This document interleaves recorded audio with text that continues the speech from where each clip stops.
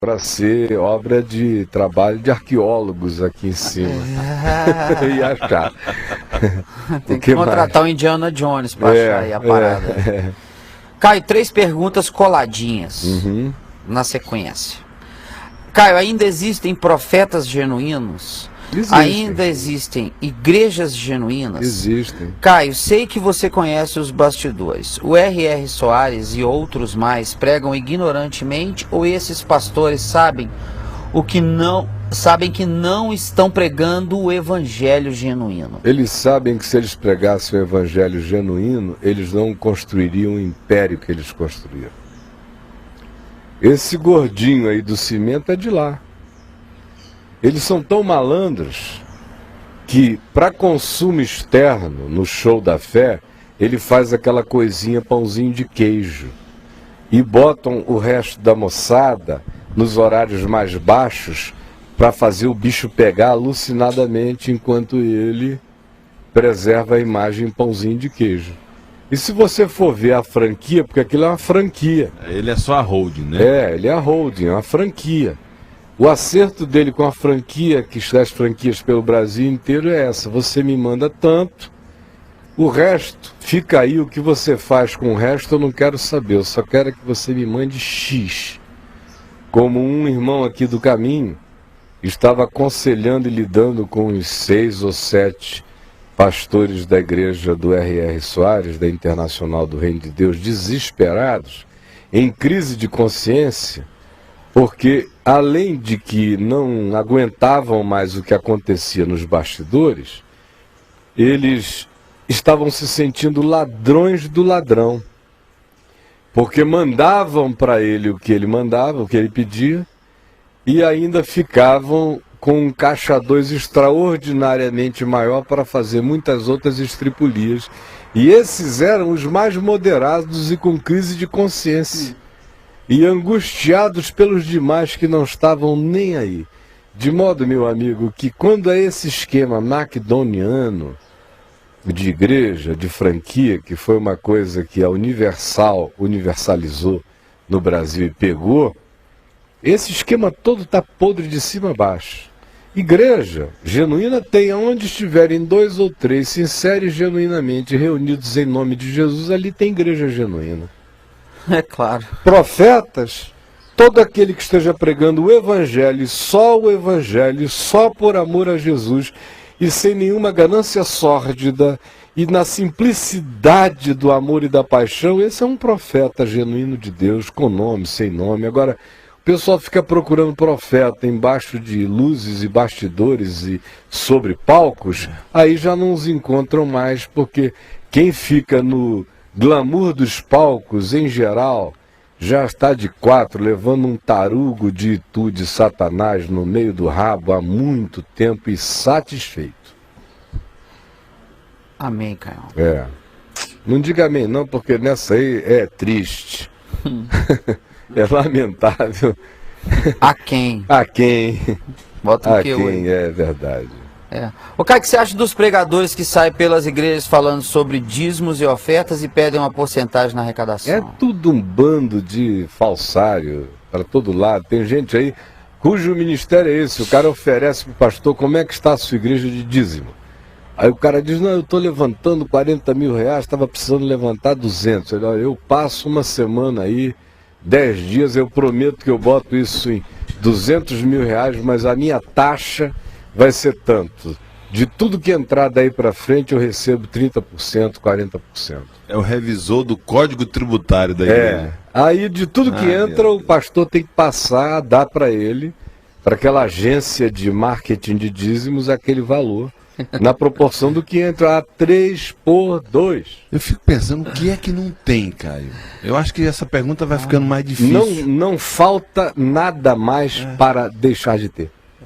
Já se fez tudo. Já estão com dificuldades, daí tem que mudar para o cimento, criando produtos novos. Já se fez de tudo, meu amigo.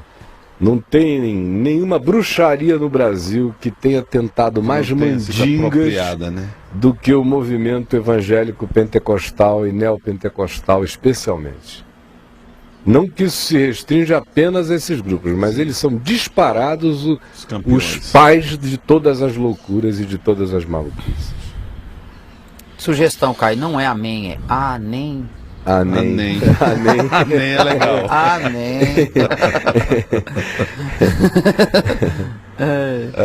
A pergunta recorrente, Caio. Caio, vou ler igualzinho daqui. Caio, você acha que o Ricardo Gondim ainda é um diferencial hoje? Você já falou do Ricardo Gondim, repita. Assim, olha, se quiser, claro. O que eu acho? Eu lamento. O meu coração lamenta, porque eu tenho todo carinho pelo Gondim. O Gondim não é um charlatão louco desse pessoal aí. Ele fez uma viagem muito atabalhoada na vida, como eu já disse, ele era discípulo do Jimmy Swaggart, aí mudou para uma coisa, mudou para outra, porque, a meu ver, durante quase toda a vida dele, ele ficou perseguindo criar para si um lugar no meio evangélico. Ao invés de simplesmente ser ele e pregar a palavra, ele ficou procurando um lugar, e ele sabe disso, a gente já conversou sobre isso com testemunhas ao nosso lado, num dia de muita dor para ele. E que eu pensei que estava curado nele esse negócio há uns 18 anos atrás. Depois disso ele recorreu, eu vi alguns textos dele há uns 9 anos atrás, juro que tentei, que repetia a mesma coisa, tentei isso, tentei aquilo, ele tentou encontrar um lugar, uma imagem, uma posição, foi ficando amargurado, aí depois aconteceu alguma coisa com o Gondim, que no meu coração e por informações de pessoas próximas eu sei mais ou menos o que foi, mas não interessa mais ninguém, que o deixou num estado duvidoso, estranho, porque ele era uma das pessoas de todo o meu coração que eu esperaria e ainda espero em Deus que se encha do Espírito Santo e de fé e do Evangelho, e pare com essa bobagem de ficar querendo pregar um Evangelho politicamente correto, pare com essa história de ficar querendo falar para um público de teólogos elitistas, pare com essa história de ficar só dizendo o que a igreja evangélica não é e todo mundo já sabe, está cansado. E, ao mesmo tempo, pare de viver com uma dúvida atroz, tentando conciliar a liberdade do homem com a soberania de Deus nos conflitos de sexo dos anjos que não trazem consolação, que não trazem profecia, que não trazem inspiração, que não carregam o poder de Deus, que não geram calor e paixão no coração das pessoas e que o colocam sempre nessa situação de estar sentado escrevendo alguma poesia poética, profética, depressiva, angustiada, chegando já a propor, há uns anos atrás, a criação conceitual de um novo Deus. Não pode haver um tsunami que ele entre em crise. Ele caiu no humanismo que, a meu ver, é herança que ele adotou dos teólogos reformados que perderam a fé, o que me faz lamentar profundamente, porque ele teria tudo não apenas para ser um diferencial ético, porque para ser um diferencial ético em relação a esses malucos que estão aí, não é preciso muita coisa. Basta não fazer o que eles fazem, e já se é um referencial ético antitético. Mas ele poderia ser um referencial positivíssimo, apaixonado, consolador, pregando fé e não dúvida, anunciando a graça de Deus ao invés de ficar fazendo perguntas e questões para um povo que, quando tem fé, não é fé, é crença supersticiosa. E quando tem alguma fé, é tão esfiapada que pelas perguntas deles eles se colocam apenas naquele ciclo de um questionamento adoecido que não deixa ninguém se levantar e andar na esperança da glória de Deus de maneira apaixonada. Então a minha tristeza com ele e com alguns outros irmãos amados, e Deus sabe, eu falo a verdade e não minto. Eu tenho todo o carinho do mundo pelo Ricardo Gondim, tanto quanto eu tenho pelo meu amigo Ed René, que a meu ver não está na mesma situação, mas podia estar com bravura no Evangelho, podia estar dando a cara para apanhar todo dia sem se defender. Tanto quanto eu lamento muitas vezes pelo meu queridíssimo Ariovaldo Ramos, em quem eu vejo tutano e consciência do que é, mas uma tergiversação, que hora está lá, hora está cá, não sabe se vai, não sabe se não vai. Quantas vezes já me disse, preacher, estou contigo, vamos lá, no dia seguinte não é bem assim, tem que fazer alguma gestão. É uma angústia, é uma dúvida, que não se estabelece nunca como uma certeza, que parte para a cabeça, que parte para morrer, que parte para se dar, que parte para tudo ou nada, sem gestões a fazer, sem explicações a dar, sem adaptações de natureza alguma a oferecer, e sem essa aflição de ficar querendo não escandalizar os teólogos pensadores da suposta igreja evangélica progressista, que são todos os indivíduozinhos que perderam a fé, mergulharam no humanismo, creem no Jesus palatável, mas que pela crueza do evangelho é extremado demais para o gosto deles, e aí eles ficam, desculpem a expressão, sem trepar e sem sair de cima, sem chover e sem molhar, quando tinham tudo para serem vozes gritantes, apaixonadas, enlouquecidamente proféticas nesses últimos dias. De modo que tudo que eu disse aqui no passado, e outro dia eu usei a palavra bundão, por bundão eu quis dizer isto, e apenas isso, porque é uma pessoa que tem tudo, todos os recursos espirituais, humanos, para explodir no amor de Deus, e fica preocupado e ficam escrevendo teólogos para teólogos, teólogos para teólogos, com reflexões que não cessam, questões sobre a mente de Deus. A mente de Deus está revelada em Jesus Cristo. E o que a gente tem que fazer é abrir o coração e sair consolando esse povo que anda acachapado pela mentira. A palavra de Deus, mais do que nunca nesses dias, é consolar o meu povo, diz o Senhor, e não confundir o meu povo, questionai o meu povo. A gente está aqui todos os dias botando o dedo na ferida dessa doença da igreja, mas todos os dias pregando o evangelho, consolando as pessoas e afirmando em fé a transcendência da nossa esperança, a realidade do Deus vivo e verdadeiro entre nós. Jesus Cristo é o mesmo ontem, hoje e eternamente. Não há adaptações a serem feitas. Há apenas tudo a se pregar de novo, com a mesma simplicidade, com a mesma paixão. E eu quero no meu coração ser bem ouvido, ser bem compreendido, não em nenhuma perspectiva professoral. Eu estou falando com o meu coração quebrantado, doído, ardido e apaixonado diante de Deus. Minha mulher é testemunha. Como há 1 ano e meio atrás eu tive vontade de chamá-los todos para virem pregar aqui no Caminho da Graça. Todos. Aí depois eu comecei a ler o que eles estavam escrevendo e digo, eu não posso fazer isso. Eu não posso soar a trombeta com 2 sons diferentes. Não é porque eu tenho uma ternura imensa no coração em relação a eles que eu irei oferecer a eles a chance de trombetearem uma voz diferente na trombeta séria e única do Evangelho.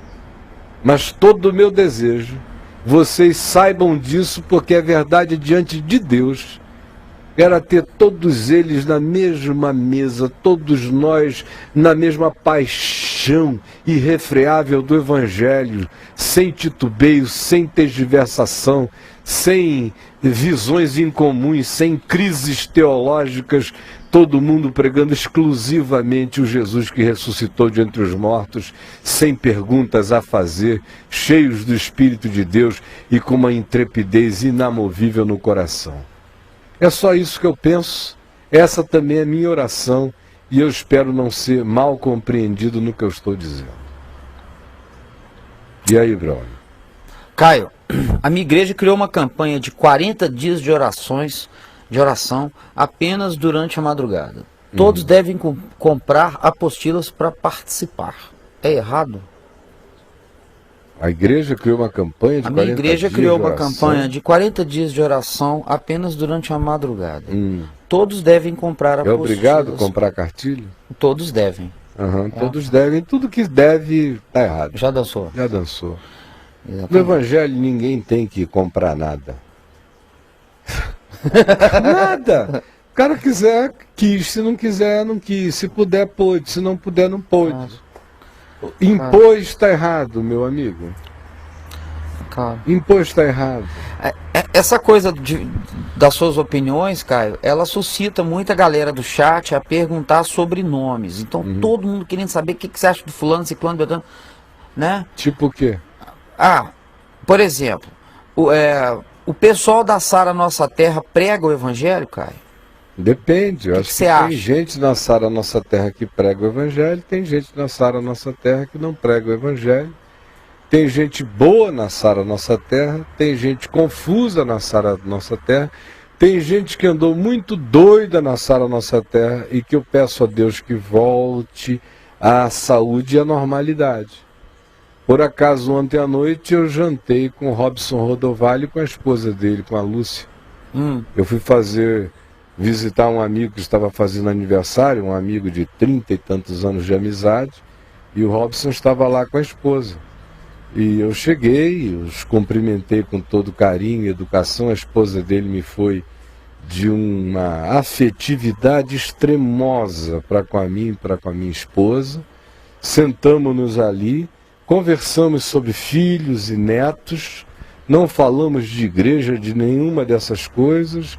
Ao final, ele me disse que gostaria muito que nós nos assentássemos para conversarmos sobre o passado, sobre o presente, sobre o futuro. E eu disse, terei o maior prazer, porque o que as pessoas não entendem em mim é que eu não tenho inimizade com ninguém. O meu desejo, querido, é que todo mundo venha para a simplicidade do Evangelho.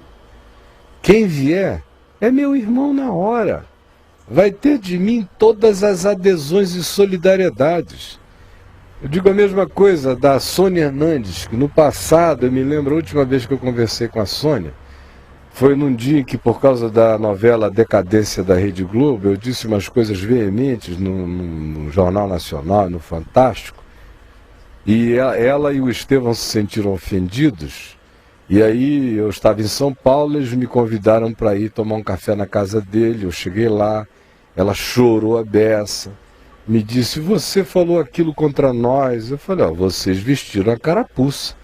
Se a novela Decadência parece com vocês, pelo amor de Deus, desassemelhem-se daquela novela, porque aquela novela retrata um quadro horroroso de gente usando o nome de Deus. E eu me lembro dela com lágrimas dizendo, você foi a pessoa que mais me levantou das minhas depressões e depressões. Quando eu entrava em profundas crises de depressão, eu botava fitas suas para ouvir, ponho, e elas são palavras genuínas de Deus que me levantam. Eu falei, Sônia, eu tenho todo carinho por você e desejo todo o bem a vocês. O Estevão, se já não tinha, estava doando um rim para o filho. Meu coração se condói com essas coisas. Como outro dia eu estive aqui orando pelo filho dele, o Tite, que está lá em coma há não sei quanto tempo. Eu sou pai, eu me condoo dessas coisas. Mas por outro lado eu sou um homem do Evangelho. E enquanto eu não vejo a pessoa dar fruto de arrependimento e continuar pregando as mesmas coisas, ensinando as mesmas mazelas, enganando as pessoas do mesmo jeito, por mais conduído que esteja o meu coração, antes importa obedecer a Deus do que aos homens. Mas a minha torcida, a minha oração, o meu desejo mais entranhado era ver todos eles desistindo dessa loucura. Era ver o Silas voltar às origens que nunca foram tão boas. Porque eu já o conheci meio viciadinho naquelas traminhas da Assembleia de Deus, da família dele, da parentela toda dele, viciada naquela coisa.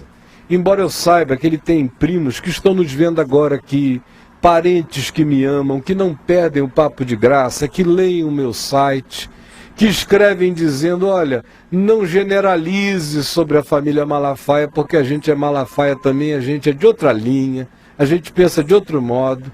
Mas eu até gostaria, mesmo que não fosse para aquilo que de mais excelente pudesse ser, de reencontrar aquele Silas, que eu já o conhecia lá tocando bateria na igreja do Paulo Brito com 18 anos de idade, quando ele tinha 18 anos e eu vinha de Manaus pregar na ABI, e que ia me pegar lá na minha casa numa combizinha, ele e a esposinha deles, acho que nem casados eram namorados, ele era presidente da mocidade lá da Penha. Mas o olhar dele, a vontade dele, ainda empolgado com o evangelho. Hoje, quando eu ouço o cara aí, como a gente tem ali dentro aquele vídeo que a gente mostrou na semana passada, pedindo pro pessoal das casas pegarem um dinheiro. Esse vídeo está na mão aí? Dividir o aluguel. Dividir o aluguel. E quem está pagando a prestação, divide a prestação. Pelo amor de Deus, eu choro, me dá angústia, agonia. Quando eu vejo trazer o Cerulo, que é um safado, meu amigo, safado. Eu tenho histórias do Cerulo do Arco da Velha, comprovadas por gente santa que estava junto, para fazer essas campanhas. E vejo o Silas se meter em todo tipo de rolo financeiro, numa volúpia, numa ganância financeira sórdida e política, e em tramas, e em mentiras, e em dossiês, e em enganos, em pressões, em opressões. Me dá agonia, uma agonia enorme, mas a minha oração é para que se convertam. E eu não estou dizendo isso de brincadeira, é verdade. Agora, o garoto lá da Kombi virou essa raposa horrorosa. Roda aí. Quero desafiar você, na igreja sede e nas filiais, durante todo esse ano, é você que vai fazer conforme você quiser fazer. Um envelope especial, você vai oferecer um aluguel seu.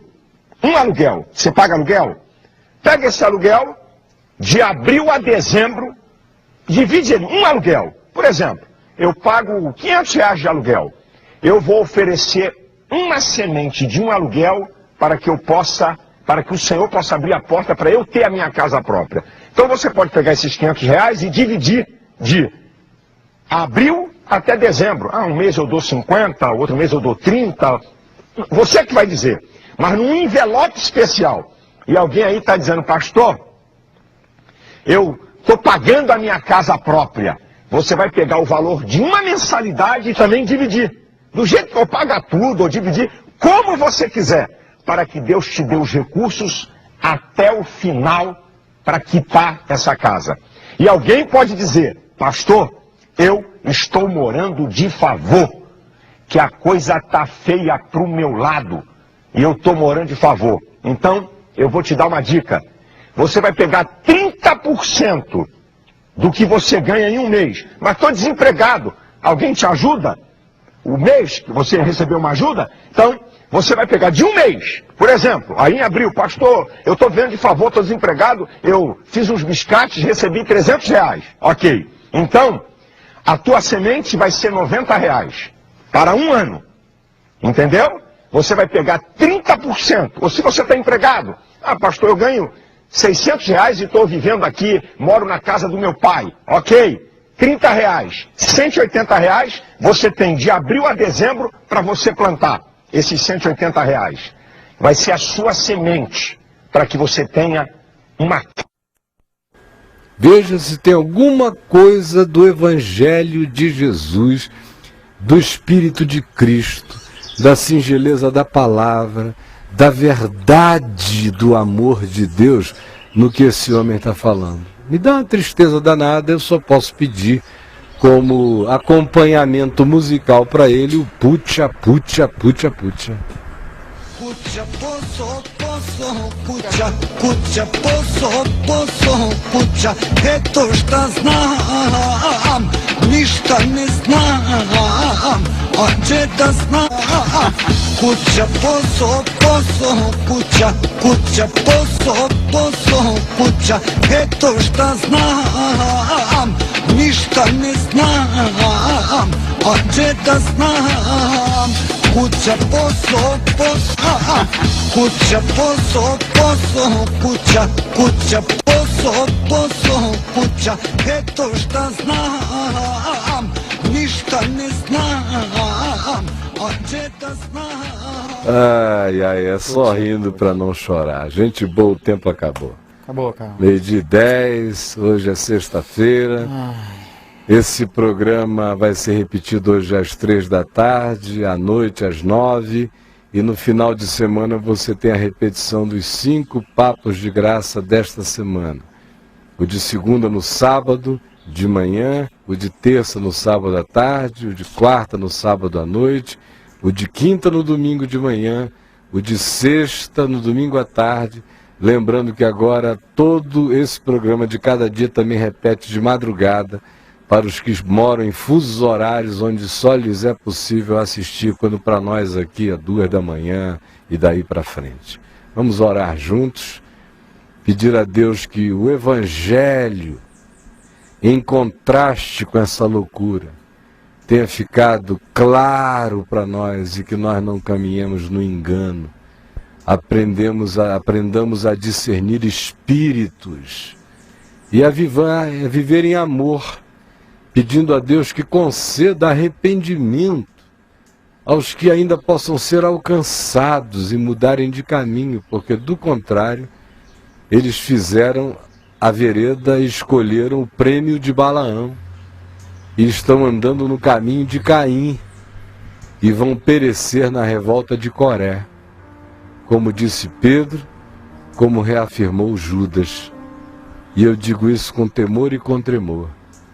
Eles escolheram andar no caminho de Caim, porque odeiam-se uns aos outros como só Deus sabe. Optaram pelo prêmio de Balaão, que se vendeu para corromper a palavra do Senhor e depois induzir os filhos de Israel à promiscuidade, à prostituição, ao erro. E vão todos eles perecer na revolta de Coré, porque a terra vai se abrir e vai ter gente sendo tragada viva, sem falar que todos eles morrem de medo de morrer, porque sabem que não andam com uma boa consciência diante de Deus, tem pânico de morrer. Disto eu sei, e eles sabem que eu sei. Senhor Jesus, nós nos entregamos a Ti com temor e tremor, pedindo que Tu nos protejas, que Tu nos livres de toda arrogância, de toda soberba, que Tu nos livres, Senhor, de que nós mesmos, depois de termos pregado a outros, não venhamos a ser desqualificados. Dá-nos a coragem de esmurrarmos os nossos corpos e os reduzirmos à escravidão, para que a Tua palavra na nossa vida não seja blasfemada. Ajuda-nos a andarmos na simplicidade do Evangelho e que a nossa veemência seja carregada de amor e de esperança e de graça. Eu te peço por aqueles que estão chegando agora, aos milhares, todos os dias, alguns ficando ainda chocados, outros já dizendo, era isso que eu buscava. Outros dizendo, meu Deus, não era bem o que eu pensava, o que eu estava perdendo. Eu quero pedir que o Teu Espírito esclareça a todos e que ninguém fique na dúvida. E que entre nós não haja divisão. Que Tu esteja suscitando um povo que pense de maneira concorde, harmônica, no Evangelho, que todos nós demos as mãos em torno de Jesus, da cruz, da palavra, sem novidades, sem moveres, sem pastores latindo, nem fazendo som de serpente no chão do culto, nem buscando dons de animais. Salva-nos desse zoológico de loucuras, porque até os bichos e as antas se levantarão no juízo e nos julgarão, porque sendo racionais nos entregamos à irracionalidade total, sem nenhum temor de Deus no coração, brincando com o Espírito Santo e jogando lama na face de Cristo.